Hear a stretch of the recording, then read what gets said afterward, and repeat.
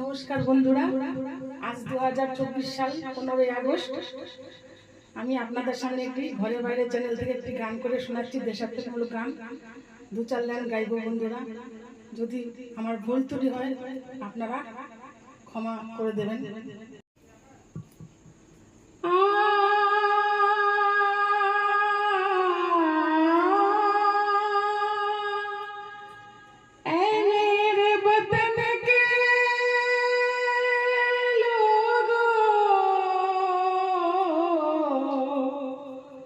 तुम खूब लगा लो नारा,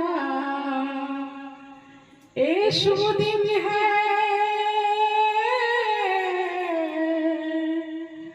हम सबका